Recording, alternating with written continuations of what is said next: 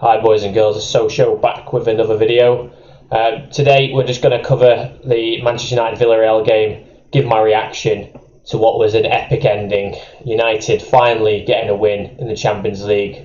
Solskjaer, sort of shedding some of those demons in terms of his record in the Champions League, and really United now getting up and running and hopefully being able to kick on and get out of this group. Yeah, so just to crack on with that. Mental game. I don't know if neutrals would have watched it as well. Proper entertaining game, full of basically no midfield. Teams just get into the final third quite quickly. Felt a bit like a Leeds game in the way it went really. And there was just some sort of real frightening things that happened certainly in the first half, and they reared their ugly heads a bit in the second half as well, especially what led to the Villarreal first opening goal.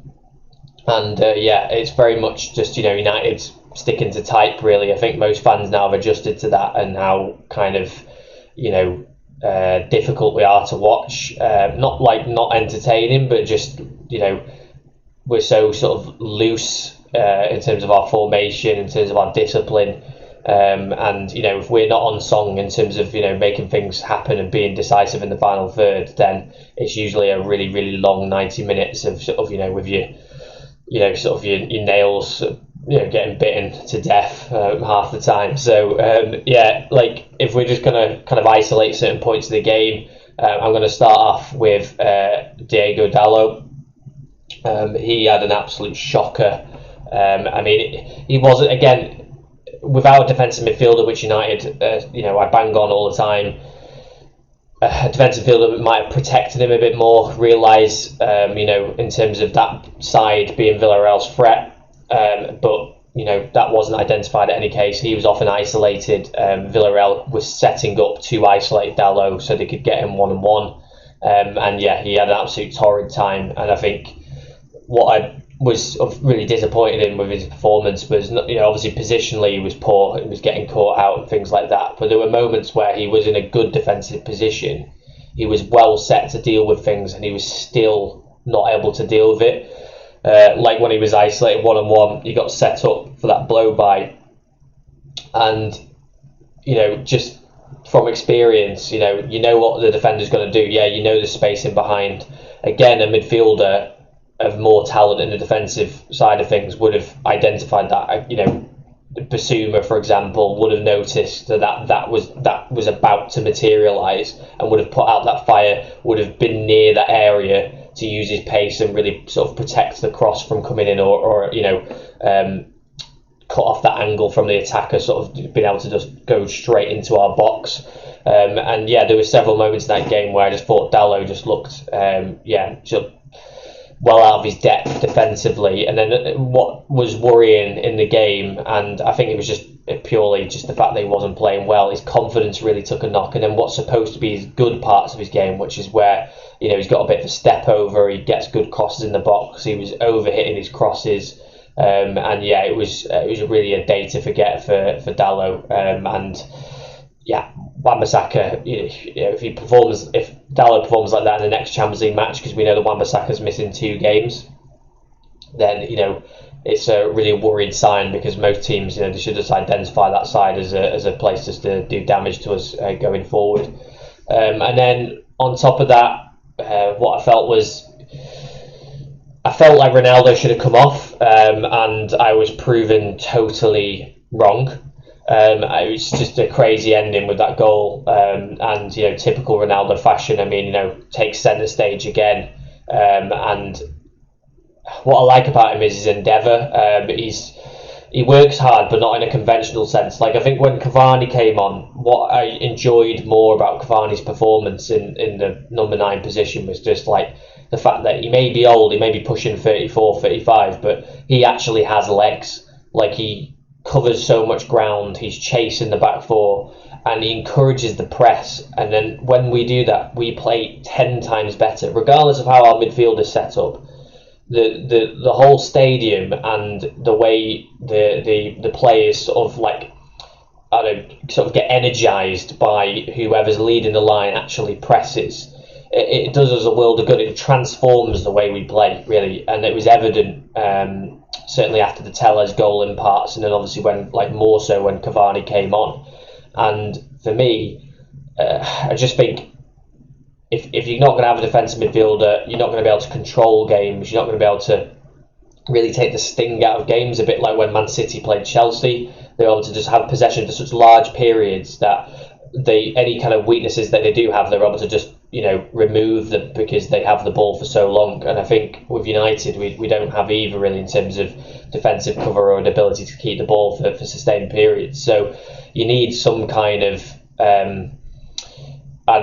offset to that, and that is being a high pressing team that puts a load of energy in. And I think when Cavani came on, that was evident. When Ronaldo was leading the line by himself, it wasn't evident. And I think he scored the goal, the winner, but it papers over a lot of cracks. We were really, really poor for the vast majority of that game, and we're just a moments team. We're a moments club. We're moments FC, and it's difficult to watch because what my complaint under Mourinho was the fact that we were defensively sound. Like he had a plan for us defensively. He's defensive coach. The banks of four. The way Tuchel tried to deal with City at the weekend, very much Mourinho type. And because Mourinho is more of a pantomime villain, Tuchel seems to just get away with it as if it was like tactical genius, when really it was just the same thing that Mourinho did when we played Liverpool, when we played Man City a bunch of times.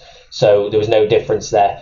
But the issue with it is that we seem to have no patterns of play going forward. It was almost like they did not coach the attacking side of the game. So it was like it would be difficult to beat. And then the moment we decided to try and do something, especially when it came to teams that would then go the opposite way and play in the low block against us, we're just clueless. No idea. Nothing off the training ground. There's nothing noticeable from the way we play. And the worrying sign for me at the moment is that I feel like Solskjaer, because he's a bit like I say, it's this sort of golden retriever effect of just he puts the arm around the shoulders of the players. He's always smiling. He's great with the media. It gives the impression like he's the complete sort of opposite of Mourinho, but in some ways he's actually quite similar because he frees up the players and he wants them to attack. That's not totally wrong. But by doing so, it's an absolute detriment to us as a defensive structure. We concede so many chances because we don't have the midfield set up properly. Like again today, we played Pogba and McTominay. We had no holding midfielder. McTominay's not a holding midfielder, and I thought McTominay played well today. I thought he, like I say, he always shows great desire. He's good at just fouling people. Always good at getting into those battles, but always positionally never great, never in the right areas. Like I say, didn't identify sort of Dallow being the issue for most of the game. Was never there. Was never near him to even influence those moments. And that's just a sign of someone that doesn't know how to play defensive midfield for me.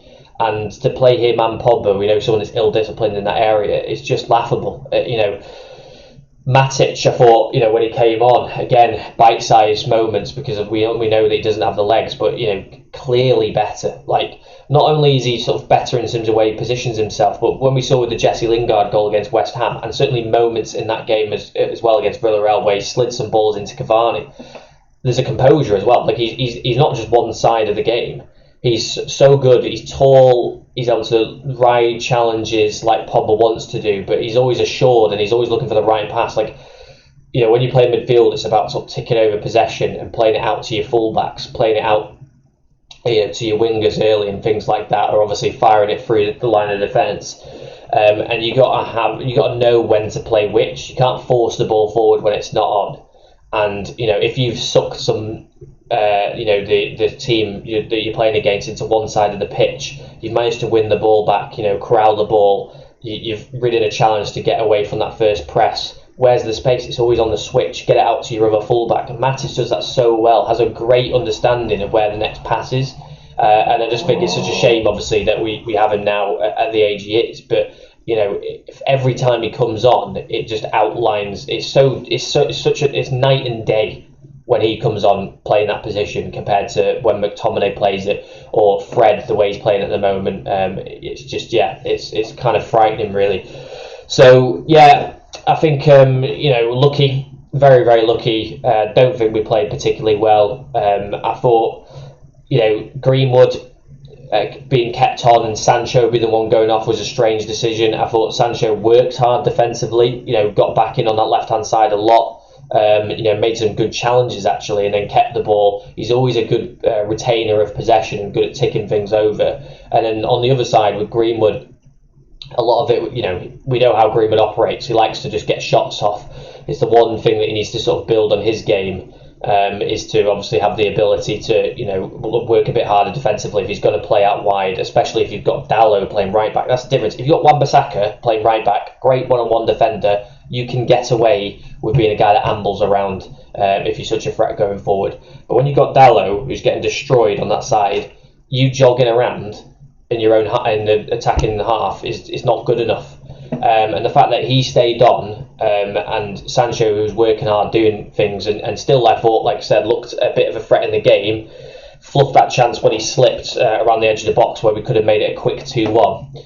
But just other than that, I just think he's getting dealt a bad hand, really. And I feel like it's a sign of when Ronaldo didn't come off, Greenwood staying on, when things weren't really going well, that, again, there's just a number of players that are Solskjaer's favourites. And it feels a bit like watching, a Gareth Southgate club team sometimes, in terms of, it doesn't identify problems quickly at Solskjaer. The setup was completely wrong. I mean, to be fair to Southgate, he plays Phillips and Rice, knows the limitations in defensive midfield on a national scale, and he'll play Phillips and Rice, all the time to provide that solidity. And until we get a defensive midfielder, I said this in my McFred video, which was a bit of a piss take, but was true, is that until that gets fixed, you have to play McFred. That has to be the team that plays all the time, because it actually gives us balance. We were totally buggered for balance again today.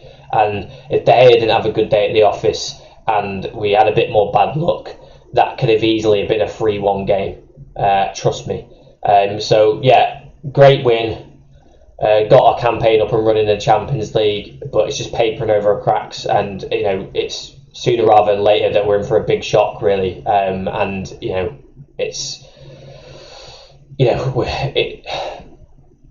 Long may our luck and, Moments FC, long may that continue. And hopefully what I'm saying is a complete lie.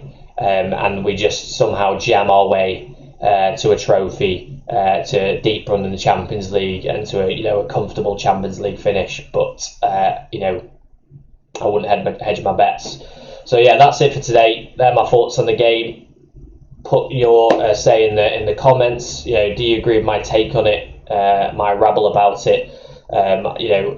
Who would you have brought off sooner in that game?